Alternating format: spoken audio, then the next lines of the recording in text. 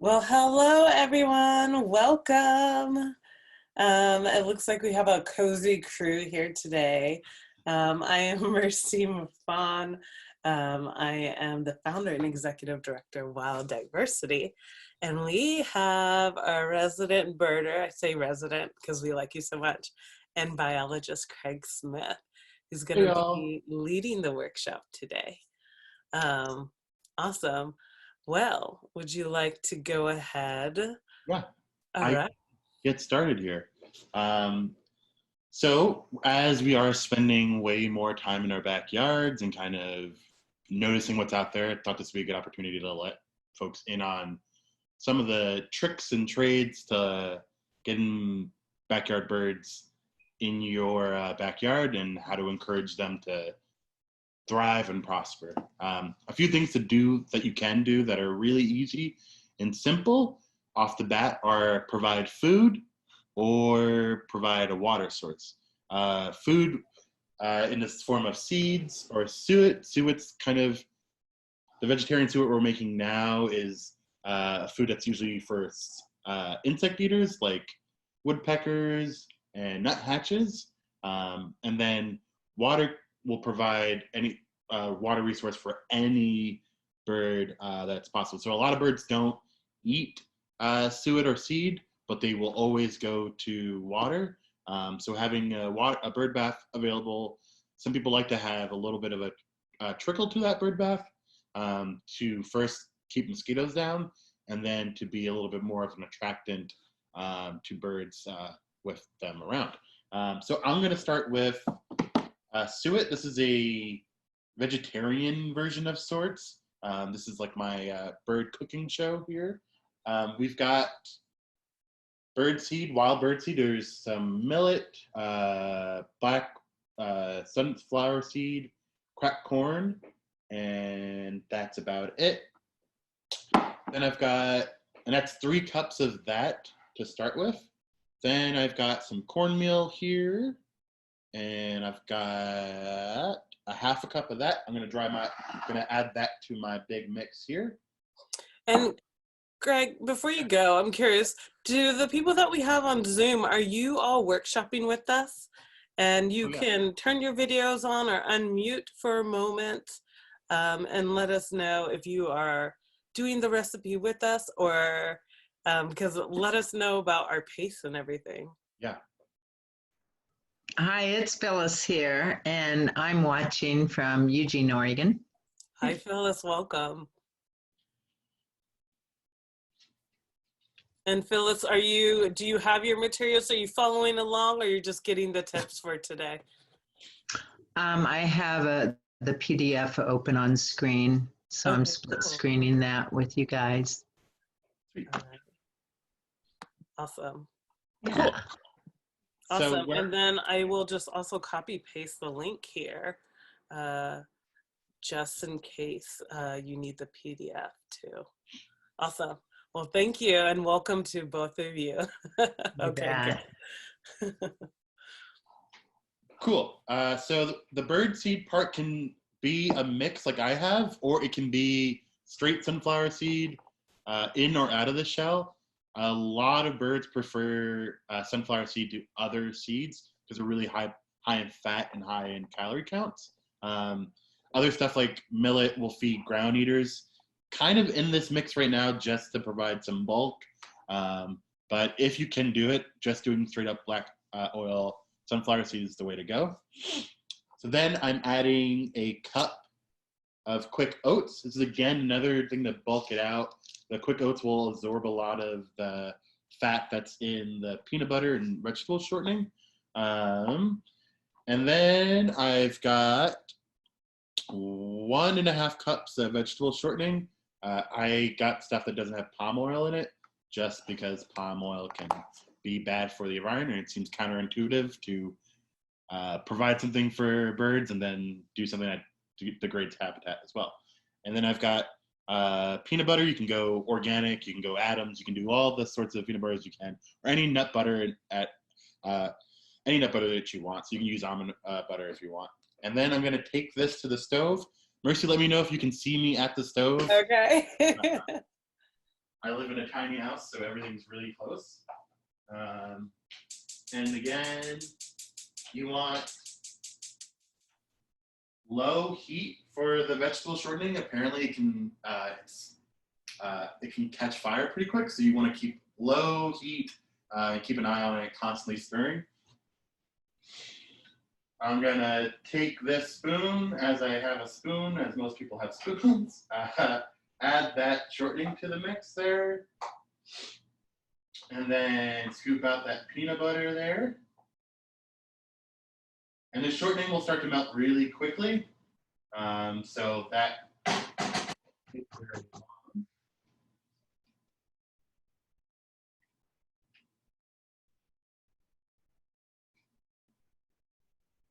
And there's that all together.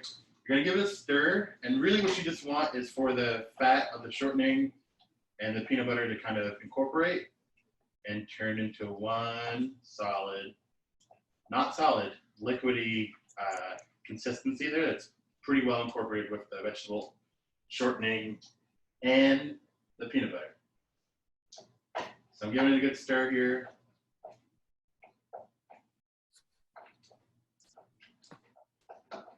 This is one thing you can do. People will provide stuff like they'll have rings of whole peanuts for birds like Steller's jays and scrub jays in their backyards. It's another option for folks especially if you don't want to go out to get a lot of ingredients, you can just feed those sorts of things. People will use, I would stay away from doing stuff like feeding dog food for crows and whatnot. That stuff can be an attractant, and also crows will kind of gather that memory and remember your house as the source of that food. And if you don't want to have the burden of feeding crows for the rest of your life, probably not the best way to start that. So those are some few options. Habitat is always important for a lot of these backyard birds. So having fruiting trees is a big deal. I have a fig tree in my front yard right now, and it started to fruit. And yesterday, a whole flock of Western tanagers came through and just picked it clean, which is a great thing. Cool, good for them. So having fruiting trees is another great option. Having a lot of variability in your backyard is great for creating habitat. So having trees of different heights and different types. I'm going to check on this real quick again. So it's almost a soupy consistency here.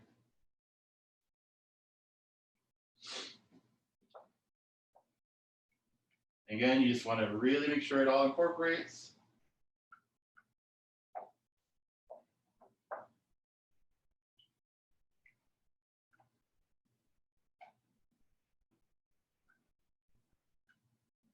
Probably another like 30 seconds here.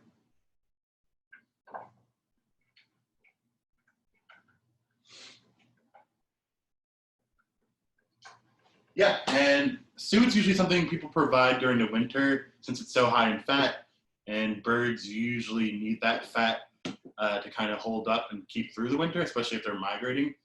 But now's a good time to feed suet. I feed it all year round.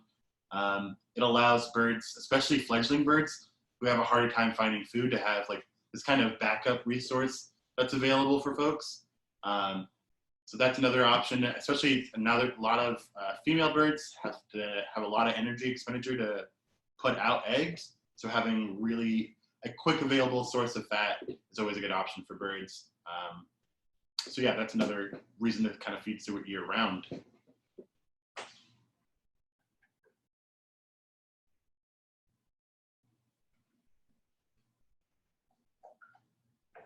And then I got it kind of at this consistency. I don't know if maybe my screen's a little dark now because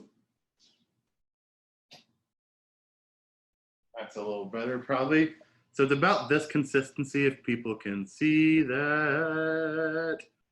I'm just gonna take it off the fire right now just because it doesn't need to be on there anymore, and just kind of stir it here at the table. Any questions so far, Mercy? Doing great. Cool. Yeah. And then I'm just going to add this to the mix here. And when you have a sec, if you'll just lower your screen so we can see what you're doing. Yeah.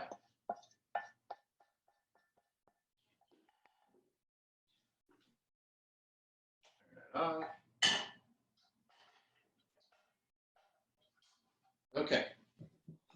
So here's what I've got so far, if people can see that, or I can do this. Does that help, Merce? That's excellent. Cool. And then I'm gonna start mixing it. And will you go over what you're mixing one more time? Yeah, so this is, I'm mixing my wets with my dries right now. And I've got vegetable oil, vegetable shortening, peanut butter, quick oats, a bird mix that's got black oil sunflower seed, millet, and some corn pieces. And then I've got some cornmeal as well. It looks really good. I'd eat this. I know, that's the whole thing. Like you can eat this, except for the bird seed, but if it was human grade, easy to go. So really just want to make sure all the fat's incorporated to all the seed there.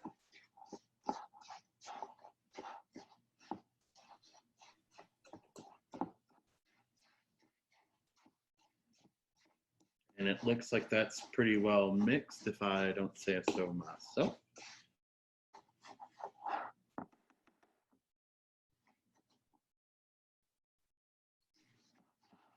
All right, I'm gonna wash my hands real quick.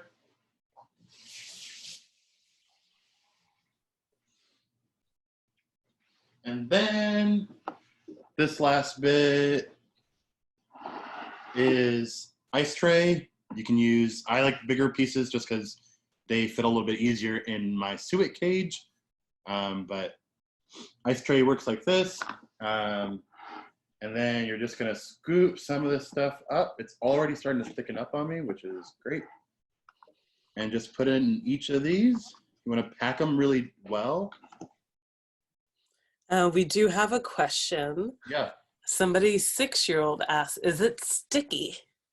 Yeah, it's very sticky and a little greasy. Smells Now, good. if we don't have like a suet cage, what are some of the other options that we could use for this? One thing I was going to do but couldn't find it, but another good option is to just, when you set this into your ice cube tray, is to put a little string at the base and run that on the outside of it.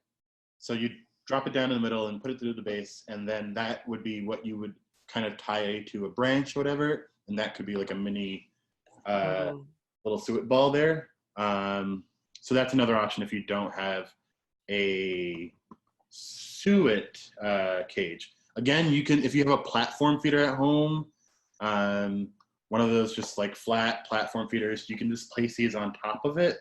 And a lot of those woodpeckers and nuthatches will eat off a flat feeder like that, so that won't be a problem at all. So lots of options. And that looks pretty packed to me. I'm gonna give it another pat.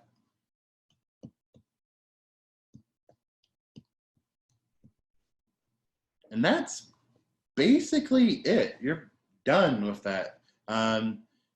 Right now, I'm just gonna pop it into the fridge after that, and that sits in there for about an hour to 2 hours to set, and you should be able to go from there after that. So you can, the shortest amount of time you want this to sit in the freezer is 2 hours.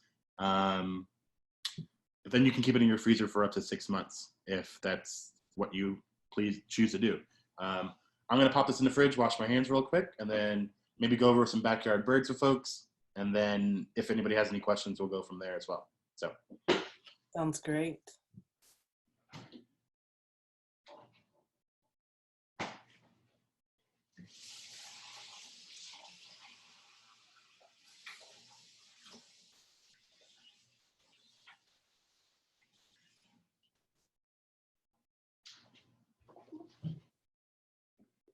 bring that up. Hey, everybody. Any questions about that process? It's really easy to do, really simple. And I did this with like pantry stuff I had in my pantry. So easy to do, easy way to like kind of be able to provide high fat and high caloric content to birds on the quick. So yeah, those are kind of my tips as far as backyards. The biggest thing I would say is putting out water. I always say this, it's really easy just finding a really shallow dish and putting out water, even refilling it every few hours just to get that activity going so birds know that there's water there, is truly helpful. And especially this time of year with a lot of birds moving through, they are taking advantage of resources really quickly and getting the dodge out of here. So like, it's pretty cool to have that resources here, and especially see these birds as they like move through your area. So those are my kind of tips for backyard birds. I'm gonna maybe share my screen right now to go over some common species. If that's okay, Mercy? Sounds great. Okay. And you got a handful of thank yous in the comments as well. Thanks for the demo. And super easy. That took me like what, 15 minutes at the most? You just have to go get that vegetable shortening. Yeah, I've never bought that in my life. That's the only thing I don't have. That was the one thing I didn't have. Oh, really? Yeah. Where am I Could you use coconut oil? at? Because Yeah. it hardens, you know. I know people who have a friend of mine who makes like a vegan suet will use vegetable oil, coconut oil, but it doesn't set up as tight as shortening does. Gotcha. What people do in that scenario is they'll add a little like flour to it, and a lot of suet companies that make it commercially will advertise like no melt suet, and that suet just has flour added to it to kind of keep that set a lot tighter, and allow for the fat to get fully absorbed. Cool. Thank you. Good question, Phyllis. Yeah. Screen shared? Yes. Cool. All right, so some common backyard birds. I went on eBird. Maybe some folks know about this. It's a great resource for finding local birds in your area and where people are birding. So I'm just gonna go through some common species that are probably in your backyard as we speak. This is the American crow. We all know and love this bird. In the Pacific Northwest, we have the Northwest crow, which is a little subspecies that extends from southern Washington up into British Columbia. It's like a small range for this small different subspecies of American crow. Really common right now everywhere. In fact, when I went on eBird, they have it listed as frequency. So how based on how many people go out, how often is this bird seen? And 70% of the time when birders go out, they get this bird. So pretty common species to get there.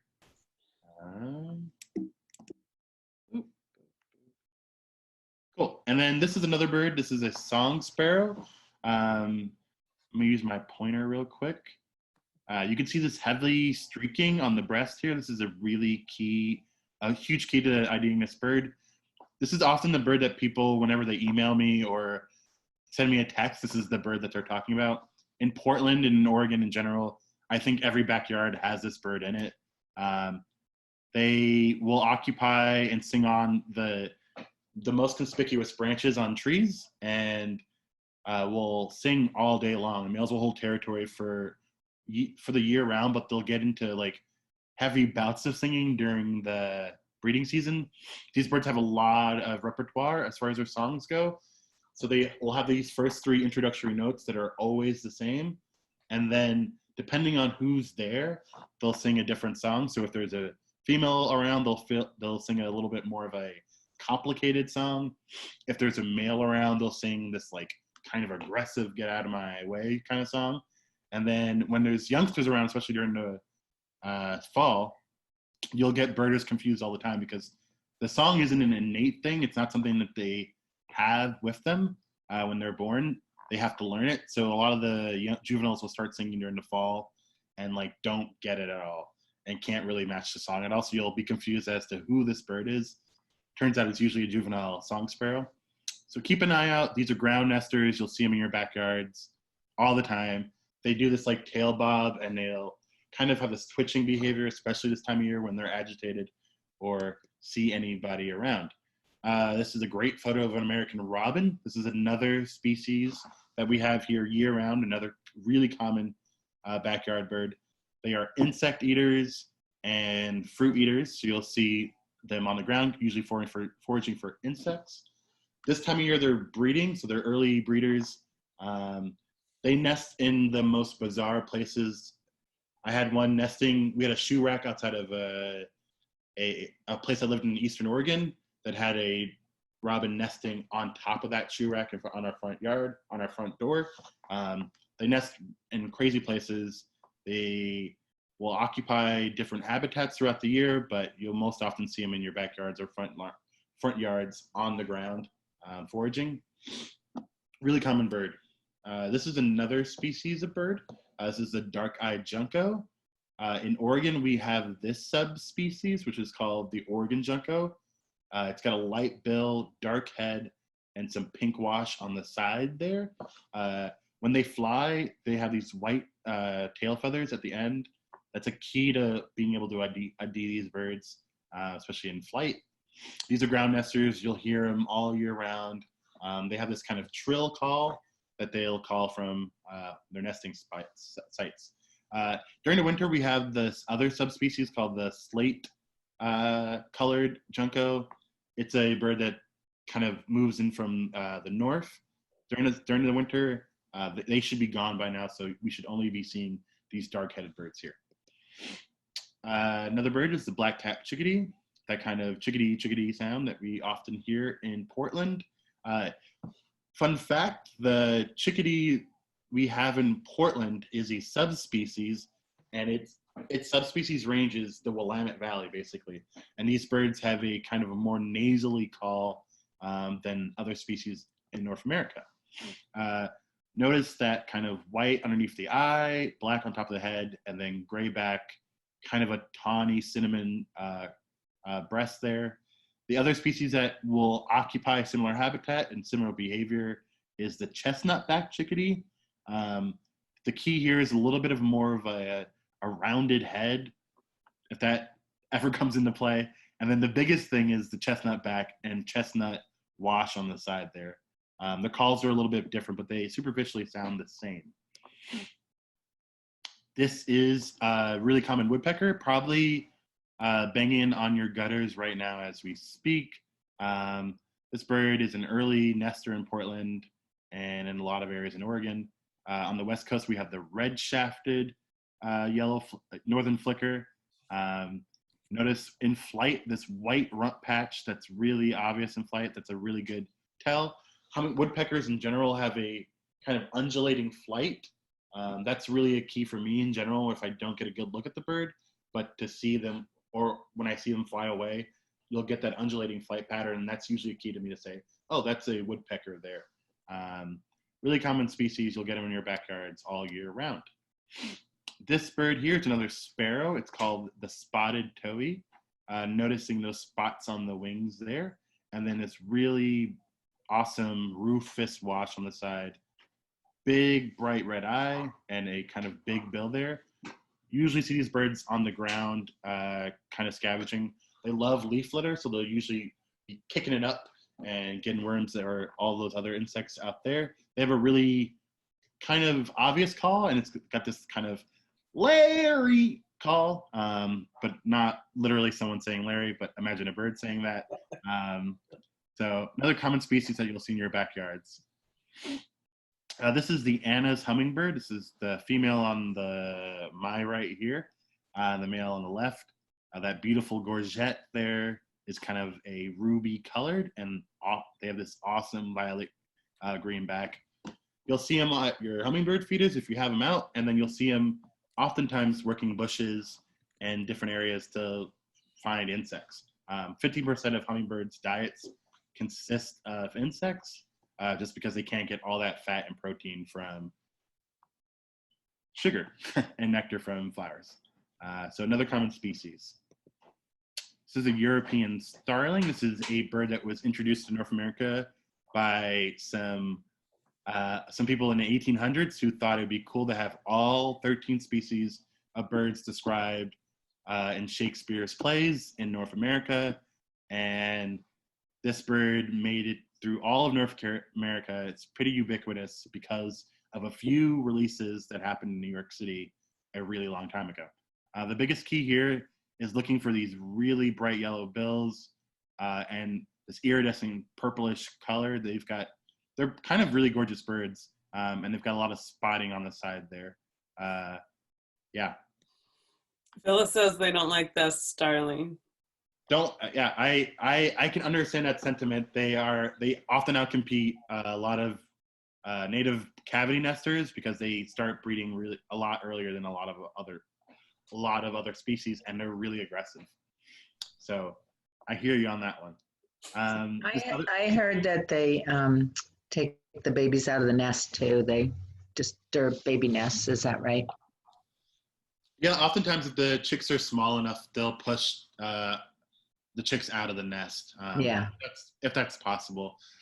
But a lot of the times, if most of the time, if a bird can get in and start nesting early, they can usually outcompete starlings. But starlings are pretty aggressive. Their species name is Sturnus vulgaris, and they pretty much live up to the name in a lot of those cases.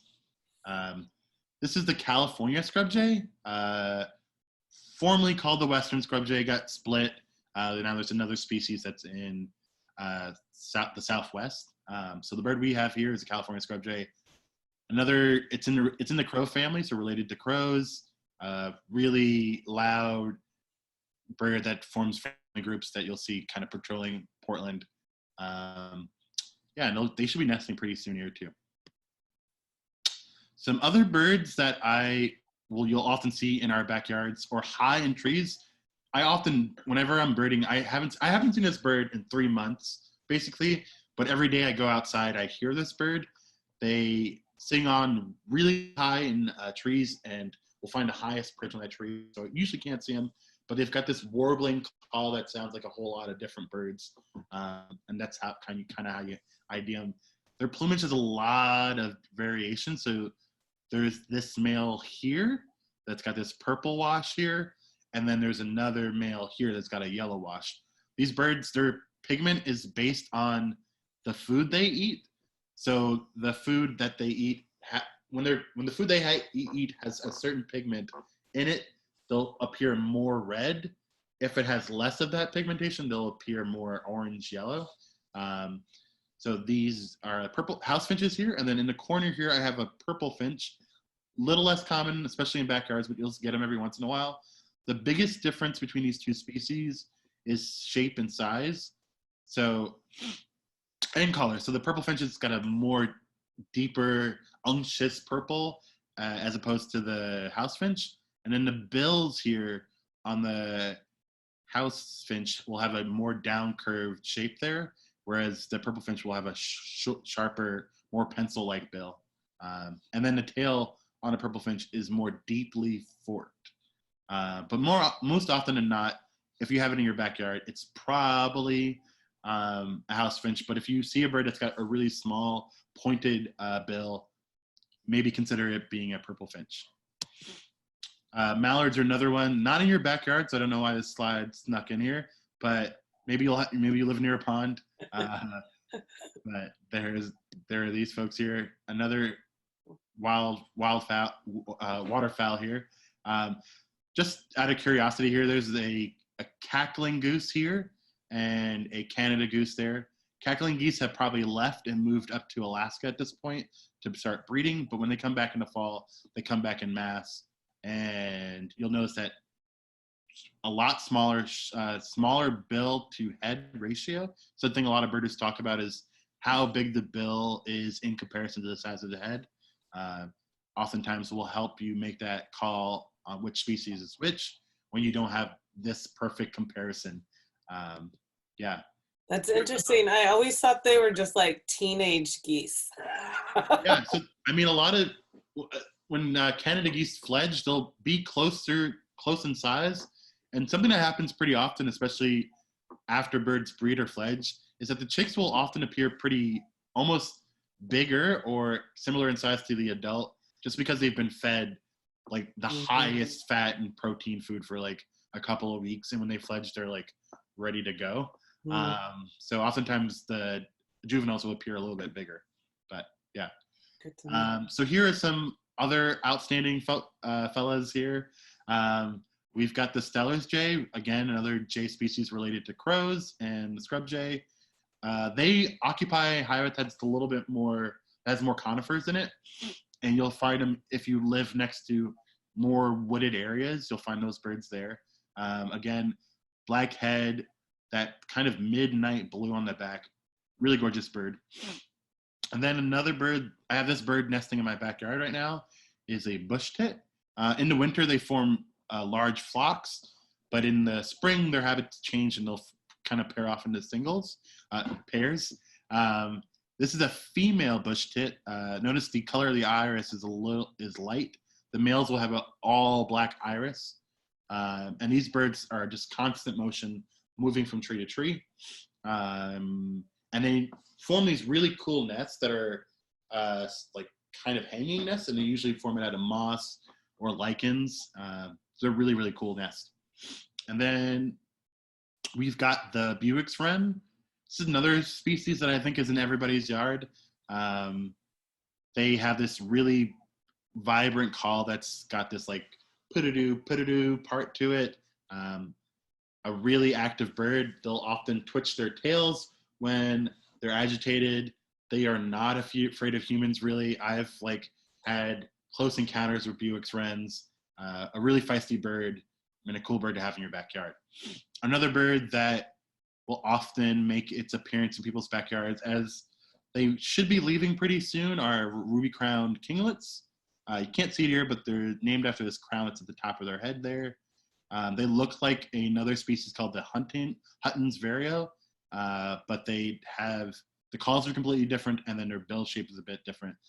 Ruby-crowned kinglets have a kind of really sharp, again, pencil-like thin bill, and those white wing bars on the side, they're really good tells. Overall, they're pretty gray and drab, but they have this like really nice olive kind of wash all over their bodies there. Those are some really great backyard birds for people to find in their backyards. And then right now we have some migrants moving through. So there's western tanagers, a lot of flycatchers moving through. These are harder birds to ID as they often look similar to each other, and they're not here year round, so you don't get a lot of time with them. But right now, I follow a birding post, and it's blowing up right now because there's a ton of activity happening right now. So keep an eye out in your backyard. Here are some like books I always want to suggest to people, because I got this knowledge from just like reading a ton, and it's all available to people. If you really want to get into weeds, there is the Handbook of Bird Biology. That's a great resource. Then there's the Manual of Ornithology. Again, if you want to really get into weeds here. Some nice kind of bird-centric books that are a little bit more easily digestible are The Seabird's Cry, and then The Genius of Birds. These are great books that kind of have a narrative around either the intelligence of birds, and then the other book, As I'm a Seabird Biologist, is about the lives of seabirds that often happen offshore and out of sight, and are a mystery to a lot of people. Both great books. Sibley's Guide to Bird Life and Behavior is a great resource for people wanting to kind of get a deeper understanding of birds in their backyard and what they're doing and why they're doing those certain things. Yeah, so that's a quick little guide, little reference to your folks. I handed that PDF to everybody, and that's also another little quick guide for people in their backyards. So that's something to consider as well.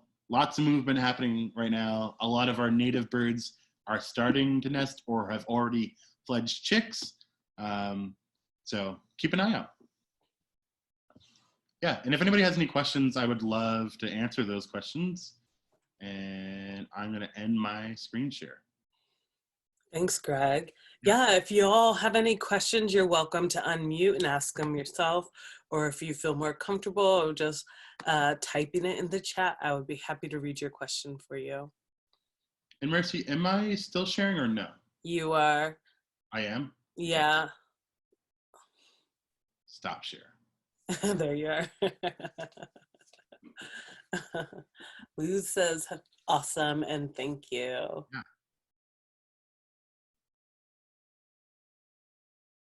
Well, I think I'm gonna get started on my my bird bath, which I'm really excited. I do have concerns about my cats, but one of the cats has a those collars. Bird Be Safe collar where they look like they're in a clown outfit all the time. And the other one has yet to bring home a bird, so maybe they're not there yet. But I'm excited to provide that and just to see more life in my yard. Yeah, and if you do have outdoor cats,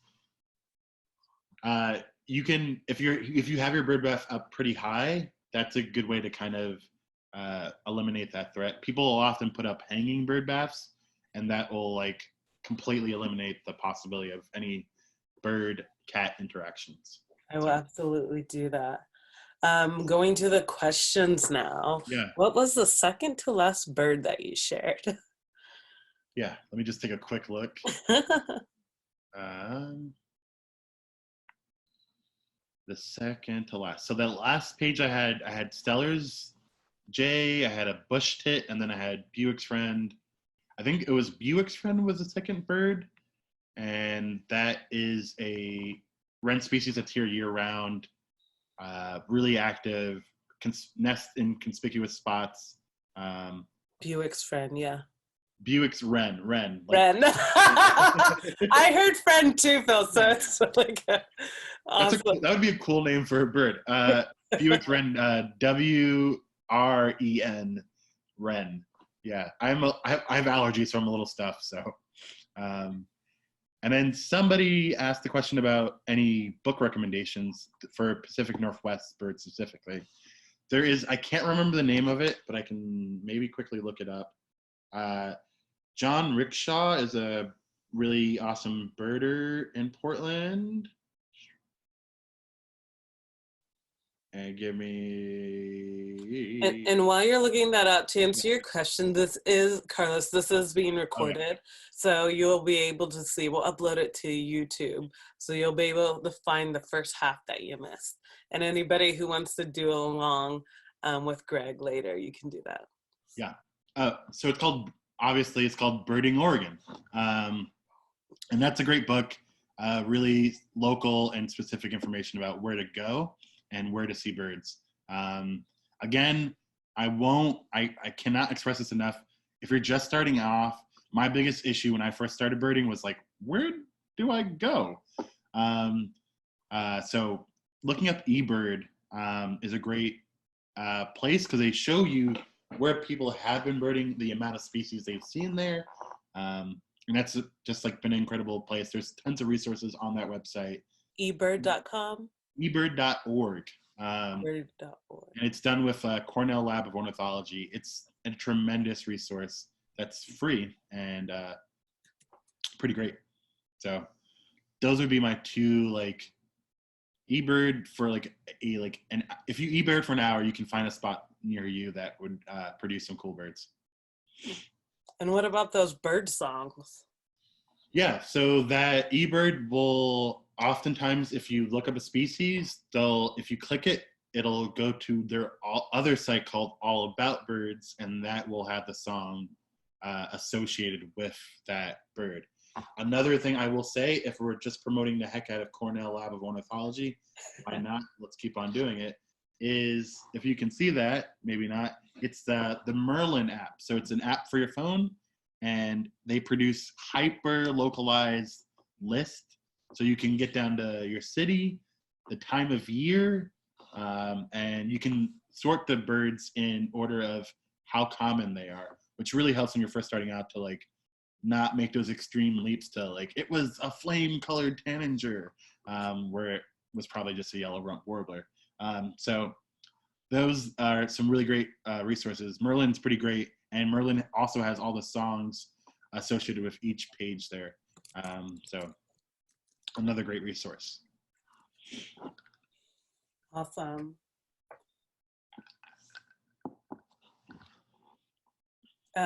When I was cleaning out one of my homes once, found these random CDs that were bird calls.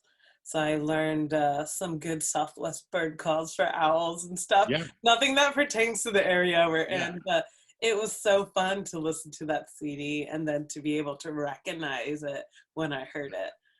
Yeah, when I was young, I would like play like those CDs at night to go to sleep sometimes. I'm like, would be surprised that it carried through and like I retained information. Well, was it the sound of the birds or the person be like, who cooked for you? So that is so true. Whoever's voice that was, who would like go Western Taninger and then do the mnemonic afterwards, one of the most soothing things out there. So relaxing. That voice. Okay. Yeah. Awesome. And do you all have any more questions for Greg while we have him here? Oh, it's a good meditation. Yeah.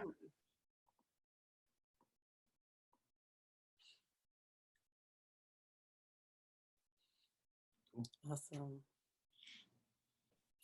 Well, thank you so much, Greg. Yeah. Thank you, everyone, for joining us. After you get your feeders together, please take pictures and share it with us on Instagram or Facebook. We would love to see what y'all came up with.